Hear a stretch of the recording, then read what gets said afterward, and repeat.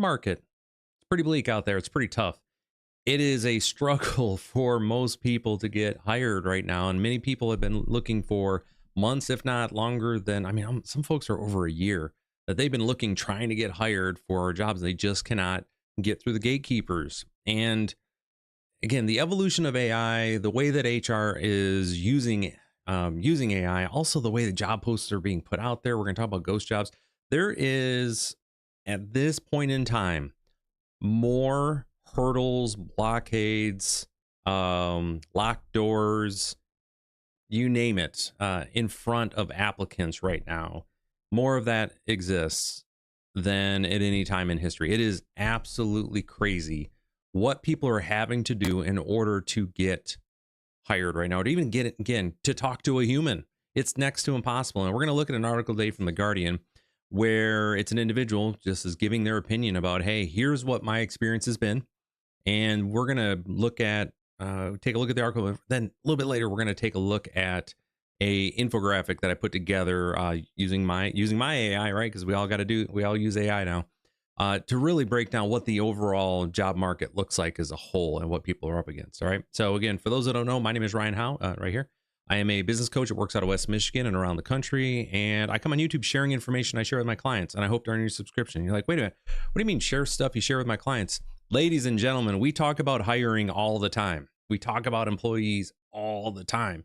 And one of the things that I talk with my clients about specifically is making sure that we are as fair as possible and we have a system in place that is going to naturally attract the people that we want to, will succeed in the position that we have, while keeping out those individuals who will not be successful. There's a whole strategy. I have videos on it. You can go check it out. However, let me just put this little bit of education out there for you. Most employers don't. They simply say, hey, let's just put a job ad out there, and they put it out on the applicant tracking systems like Indeed. Indeed is really, and LinkedIn. These are like the real ones that are used consistently. And they're just rolling the dice, which ends up with this type of situation to where you have ghost jobs, which we're going to cover what those are. Robot gatekeepers and AI interviewers. Again, and this is what, Eleanor put on the bleak new age of job hunting. And that's really where we're at. And you're like, AI interviewer? Yeah, folks. They want you talking to a chat bot now because HR cannot be bothered to have a conversation with someone. And this is, I did HR for a while, and I will tell you, it is one of the things that just drives me nuts about that particular, the average people that are in HR. There's some great folks. Some of the best people I've ever worked with have been in HR, but man, the vast majority, they're just trying to push work off onto something else to make their work easier. When in reality, ladies and gentlemen, if you're dealing with people, it's difficult. And if you're signing on to be HR, you're signing on to a difficult job. It's a job. It's called work, not play. And anyways, I get out of here a little bit. So anyways, ghost jobs. Robot gatekeepers and AIs. Let's see what individual had to say, and then we're going to look again. Like I said, I have an infographic that breaks down this information from the article as well as what the job market looks like. So stay tuned for that. So the 6 months this individual is looking for work, found fake ads, AI screening software, and again the search. It's soul destroying that ever. Absolutely, I will say that it is just tough out there, folks. Now, let's read what she has to say here. As I apply for yet another job, I look at the company's website for context. I've now read their what we do section 4 or 5 times. I have a problem. I can't figure out what they do. There are 2 possibilities here. One, they don't know what they do, which I've met plenty of business owners that are that way. And 2, what they do is so pointless, embarrassing, they dare not spell. I don't know about all that. We forge marketing systems at the forefront of the online wellness space, which is we use ChatGPT to sell dodgy supplements. That's kind of funny. But anyways, again, this is from Britain. We're over here in America, but there are definitely parallels what's going on here. So understanding what so many businesses actually do is the least of their worries. Currently, among the 5% of Brits who are employed, we're around that right now. Although I would say, depending on the demographic, we're in double digits for a lot of folks that are unemployed. 6 months of job hunting, total lack of success begun to make me question my own existence. Just like when you repeat a word over and over until it loses all meaning, when you apply repeatedly for jobs in a similar field, the semantics of the entire situation begin to fall apart. It's just terrible. 2024, 40% of companies posted listed for ghost jobs. Now, before we get into that, I do want to cover exactly what ghost jobs are. For she does an okay job, but I really want to be able to put those out there for folks. So a ghost job is a fake job listing that a company has out, right? It's out on the ether, that is on is on Indeed, LinkedIn, their company site, whatever happens to be. And they do it for a couple reasons. One, they may just have a permanent need for this position, right? It's a constant, they want to make sure they have a job ad in case there's a highly qualified candidate that is looking. They don't want to miss that. So there's one piece there. But what really is happening with the vast majority of these ghost job ads, and I've looked at the research and I've talked to more than enough businesses to know this is a practice. They will actually be posting that they're hiring as a marketing ploy for their sales, because they're selling to other businesses, right? And businesses, before you decide to buy from someone, a lot of times they're going to do research on that, especially if they have a longer term commitment. So they're going to look, say, hey, are they hiring? Because hiring is a indicator that your business is doing well. So there are fake job ads that businesses will put out for the sole purpose of showing that, hey, look at us. We're looking to hire. Doesn't mean we're going to hire, but we're looking to hire, i.e., you can assume that we are busy, right? And that's one of the things that we see out of there as well. So that's what ghost jobs are. They've got the AI gatekeepers, which are reviewing everybody's stuff, and then before it even gets to a human. So there's lots of yuck going on with that. So let me do this real quick. I'm going to disappear so you guys can do that. Give me 1 second. I got to find me. Where am I at here? Zwink. There we go. All right, we're gone. And let's take a look as we're going through here. So I'm going to keep talking so this isn't frozen up. So the BLEAK ad, new age of job hunting, ghost jobs, robot gatekeepers, etc. 40% of jobs posted in 2024, were nearly half of all job postings were ghost jobs. Job seekers ghosted after interview. So what that is when you have an interview with someone, interview with a business, they just don't even get back to you to let you know that they've hired someone else or they've moved on or anything. They just literally stop talking to you. It's insane. And then employers are using 90% AI, and they're using AI with their applicant tracking systems. This is pretty common. Almost everybody has an applicant tracking system. It's when they implement AI in there, i.e., you have to get through and reformat your resume and do all the things right to make sure that you can do these things. And it's just crazy to be able to have that. And then last thing is 44 days to hire. So over 6 weeks to hire someone. And that's the average. Now, what I would say is that's probably still not right. It's more than that.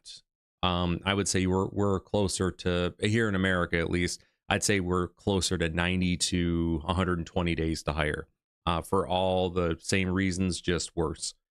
All right, so robot gatekeepers.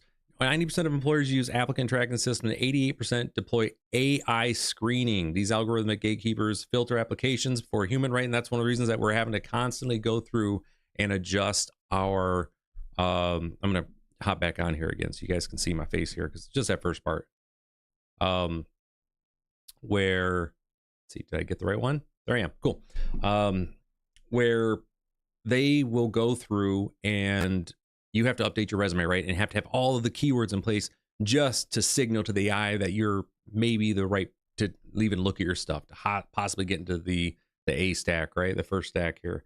And it's crazy that, again, that's what we have to do. That is what the system is. And now think about every time you apply for a business, a new job, you have to do that there. It's just nuts, right? AI interviewers, candidates now face AI, and I've seen video on this. I couldn't find one this morning to be able to get this together, but you can search for AI interview like videos and see, and it's as bad as you think it is, especially with all of the, there's a couple things. One is that it is, how AIs, they're designed to pump you up and say that you're doing great and you're fantastic. Well, now imagine the condescending nature of an AI chatbot, that every time that you give an answer to one of their pre-programmed silly questions, that they say, wow, you're doing great. Keep it up. You've got this.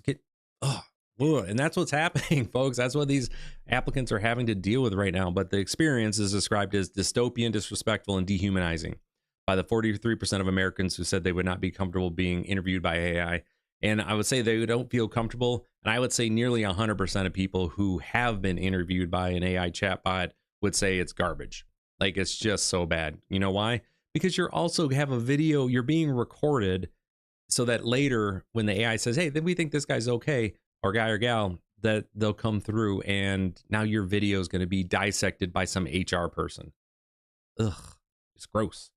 And then the ghosting epidemic, and this is something with my clients that I absolutely I make sure it's a focus of, focus for us, is that we always get back to anybody who applies, regardless if we've moved on, we've moved on, we decided to hire someone else, we closed the position, whatever it is.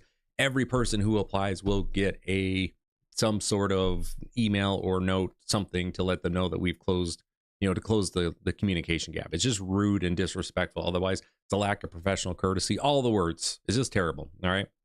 But we don't want that to be a thing. But yeah, ghosting, it's terrible. And if you're a company that's doing it, stop it. You stop it right there. No one likes it. Now, the AI arms race, again, job seekers are using, and we'll look at this here. The job seekers, it's a good thing to kind of walk through the process, looks like here. And then we are being forced, again, those individuals who are applying for jobs are being forced to then use AI to counter AI. So we're constantly trying to stay ahead of the game and adjusting the resume and what we're using and which AI and which service and all the stuff that goes with it. So it's just terrible. It's really annoying out there, folks. So, all right, so let's look at the job seeker's descent. And this is really what it looks like to go through this stuff here right now. So number one, which we have here, which is we're going to complete unnecessarily long applications. 53% say this is the worst part. Many positions and ghost jobs will never be filled, right? You have to go through the process of filling out an application every single time, for every job and every place.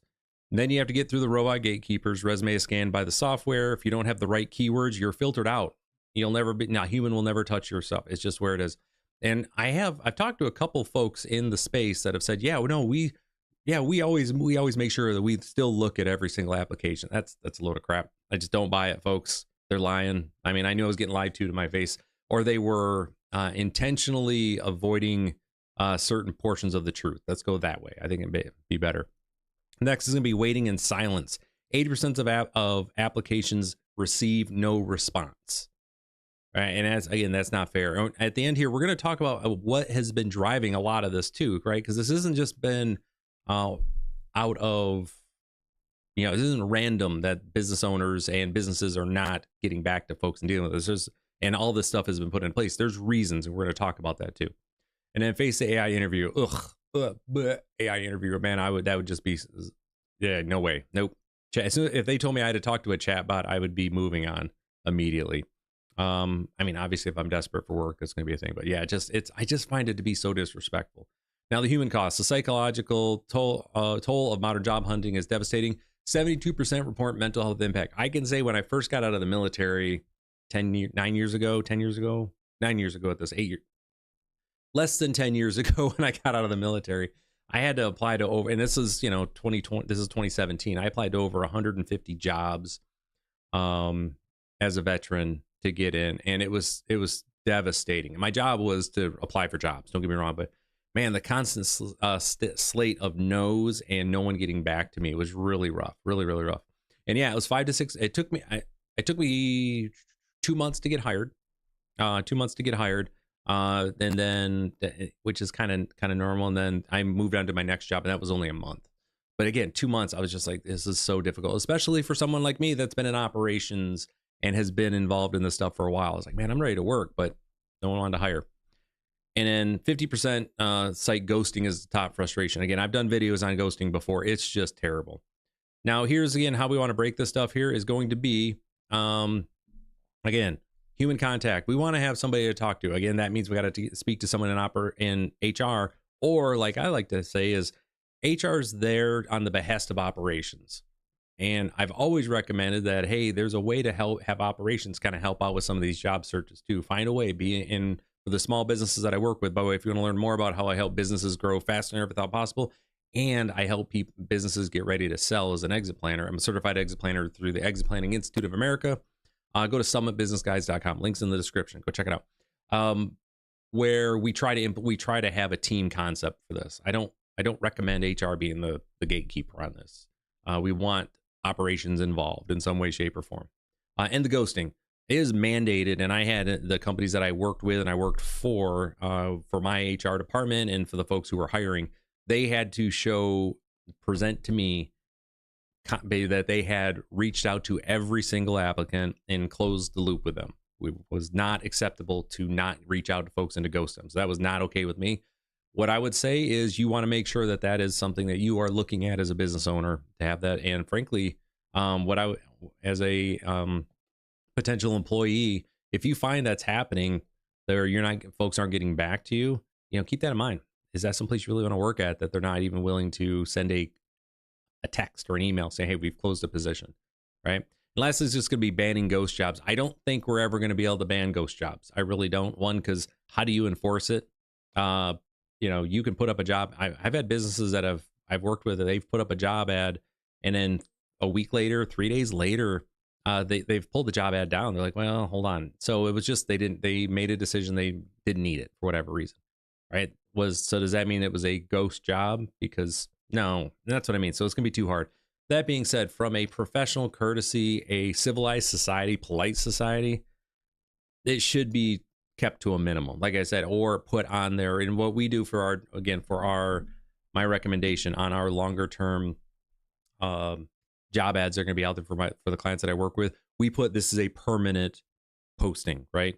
A permanent position posting, because we want to let folks know, like, hey, if you're applying, it's always open. So it's not a ghost job. It's meant to catch anybody who might be available. All right. So with that, so that's what the job situation looks like right now, folks. It is just really, really rough out there.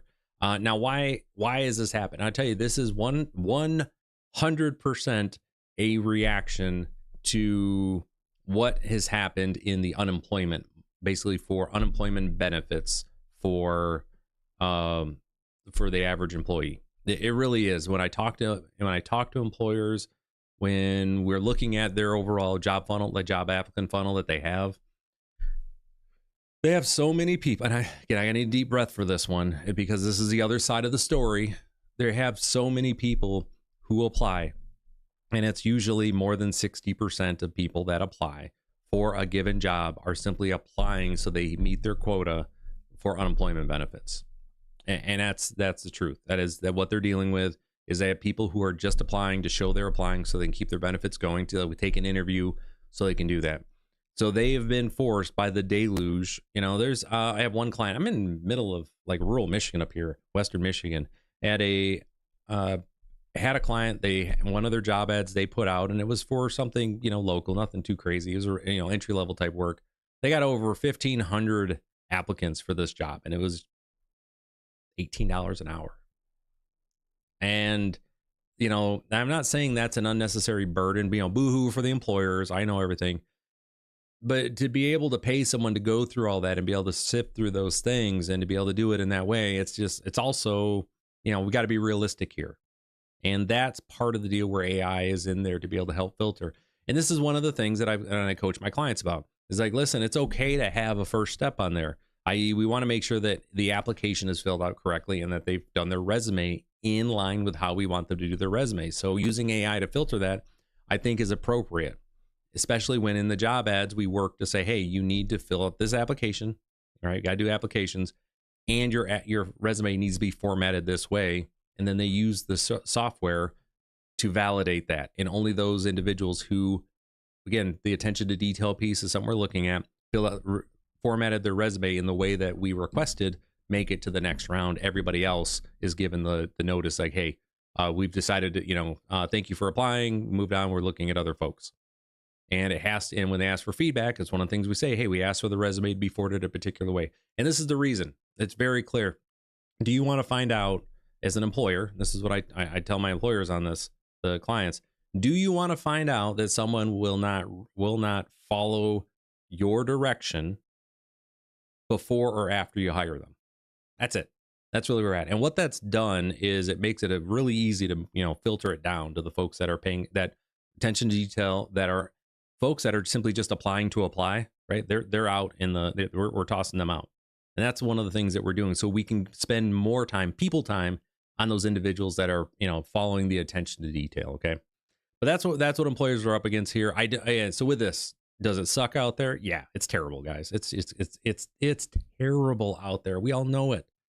But the alternative is we have to go back to in person, and which for many people doesn't work. There's all these reasons that we're being forced to go down this path. And unfortunately, I just don't see a better way forward in the near future, except for smaller, more rural areas where they can do more in-person hiring. That's one of the things. But for the larger corporations, and as more and more private equity and the big boys gobble up businesses, this is just what we have to deal with. So with that, keep your head up out there, folks. At some point, this stuff's going to turn around, and businesses, this is a big thing. Just do better. These are actual people who are trying to feed their families, take care of live their lives, and provide for themselves and their loved ones. Be respectful and do what you can to humanize this process that's been dehumanized. Okay. So with that, I appreciate everybody who hung out this long. Again, be sure to give me a like, thumbs up. Hopefully I earned your subscription today. Take care. We'll see you next time.